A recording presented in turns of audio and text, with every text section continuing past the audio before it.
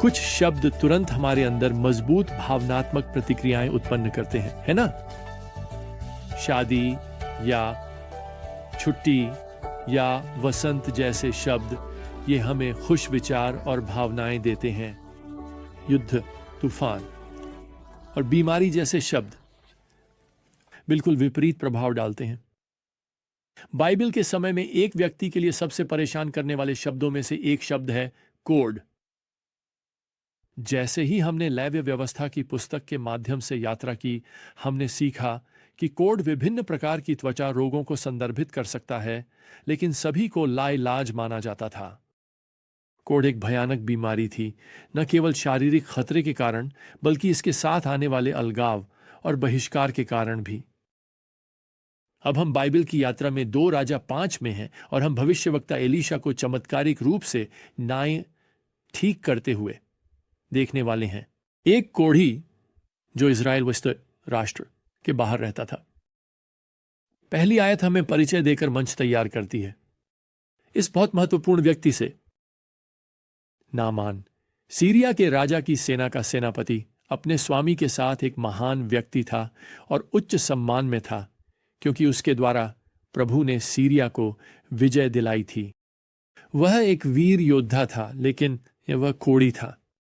अब इज़राइल और सीरिया वर्षों से समय समय पर संघर्ष में लगे हुए थे, लेकिन इस समय कुछ हद तक शांतिपूर्ण सहअस्तित्व प्रतीत होता है। स्पष्ट रूप से जब इन 2 राष्ट्रों ने लड़ाई की थी, तब नामान सफल रहा था, क्योंकि हमें यहां दूसरी आयत में बताया गया है कि उसकी पत्नी के पास एक इजरायली लड़की नौकरानी के रूप में सेवा कर रही थी।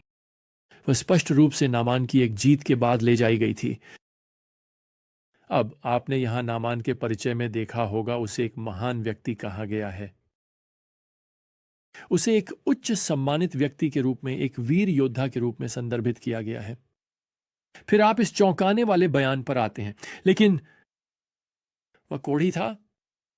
सुनिए, उसे वर्षों से ये सभी प्रशंसा और महान उपाधियां मिली हैं, लेकिन अब वह बस नामान कोढ़ी के रूप में जाना जाता है। और उन सभी लोगों में से जो उसके बारे में चिंतित हैं, आश्चर्यजनक रूप से यह युवा इजरायली लड़की भी है। वह स्पष्ट रूप से इस कमांडर के प्रति अपनी सेवा के जीवन के लिए कोई नाराजगी नहीं रख रही है। वास्तव में हम यहां पढ़ते हैं पद 3 में, उसने अपनी मालकिन से कहा, काश मेरा स्वामी सामरिया में जो भविष्यवक्ता है उसके पास होता, वह उसे उसके कोढ़ से ठीक कर देता। अब यह हमें बताता है कि उसे भगवान की शक्ति में विश्वास है। उसे प्रभु के भविष्यवक्ता एलीशा की सेवा में भी विश्वास है। यह छोटी लड़की एक विश्वासी है, और नामान जानता है कि उसके पास ठीक होने की कोई और आशा नहीं है। तो वह अपने सीरियाई राजा के पास जाता है और एलीशा को खोजने की अनुमति मांगता है।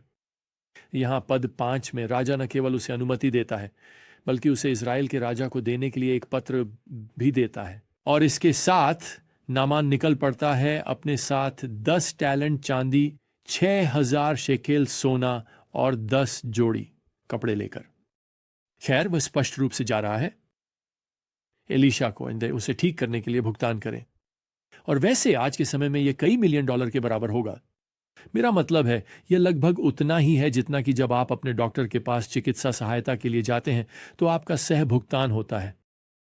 खैर, नामान सामरिया जाता है और यहोराम को पत्र प्रस्तुत करता है, जिसमें मूल रूप से लिखा है, देखो कि मेरे सेवक नामान को उसके कोढ़ से ठीक किया जाए।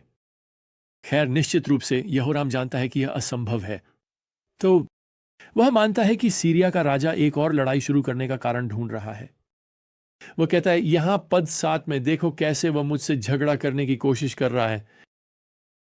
खैर, एलीशा इस सब के बारे में सुनता है और पद 8 में राजा को संदेश भेजता है, कहते हुए उसे नामान को अब मेरे पास आने दो, ताकि वह जान सके कि इज़राइल में एक नबी है। खैर, नामान और उसका दल एलीशा के घर जाते हैं, लेकिन एलीशा दरवाजा नहीं खोलता। इसके बजाय वह उसे एक संदेशवाहक के माध्यम से कुछ सरल निर्देश भेजता है। यहां पद 10 में, जाओ और यर्दन में 7 बार धो और तुम्हारा शरीर पुनः स्थापित हो जाएगा और तुम शुद्ध हो जाओगे। खैर, नामान इस तरह के व्यवहार से नाराज हो जाता है और वह यहां पद 11 में प्रतिक्रिया देता है, देखो, मैंने सोचा था कि वह निश्चित रूप से मेरे पास आएगा और खड़ा होगा और अपने भगवान के नाम का आह्वान करेगा और उस स्थान पर अपना हाथ लहराएगा और कोढ़ी को ठीक करेगा। क्या दमिश्क की नदियां इज़राइल के सभी जल से बेहतर नहीं हैं? क्या मैं उनमें नहीं धो सकता और शुद्ध नहीं हो सकता? तो वह गुस्से में मुड़ गया और चला गया।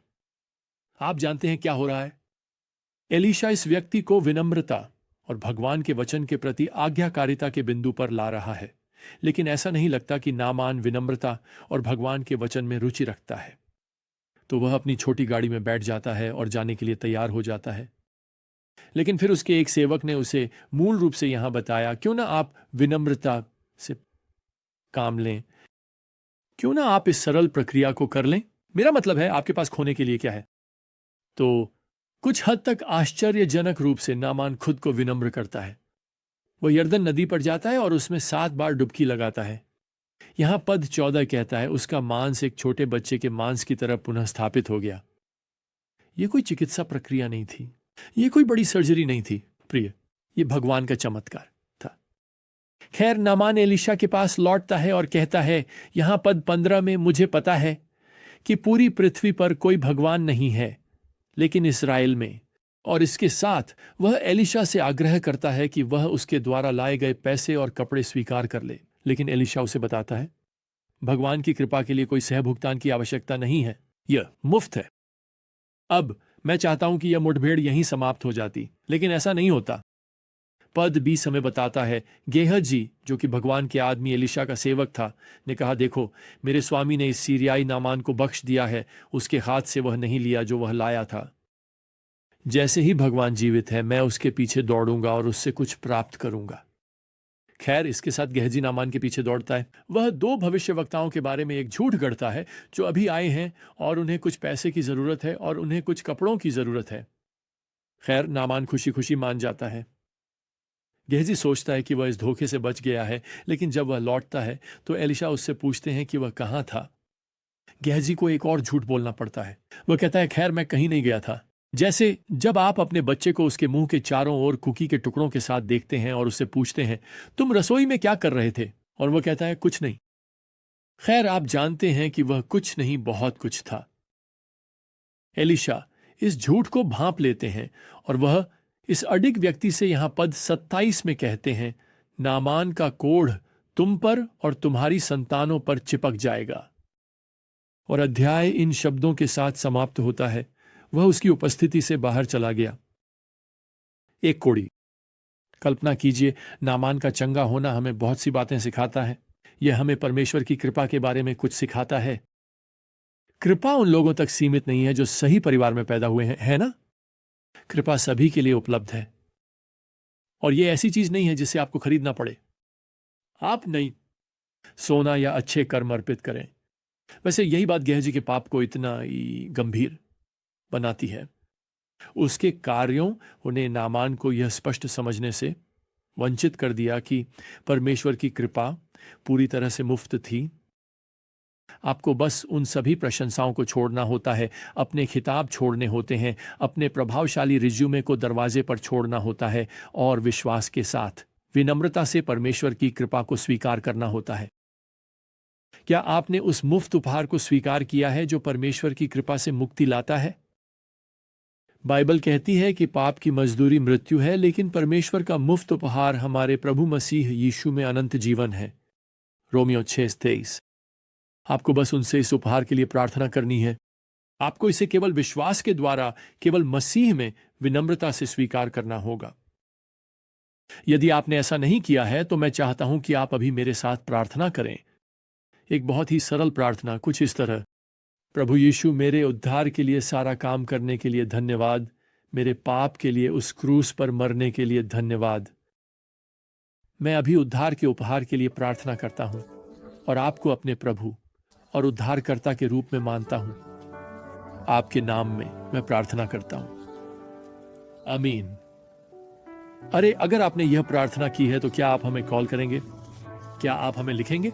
क्या आप हमें यह बताएंगे कि आपने आज इस क्षमा के मुफ्त उपहार को प्राप्त किया है? खैर, अगली बार तक प्रियजनों, प्रभु यीशु मसीह की कृपा और परमेश्वर का प्रेम और पवित्र आत्मा की संगति आप सभी के साथ हो। आमीन।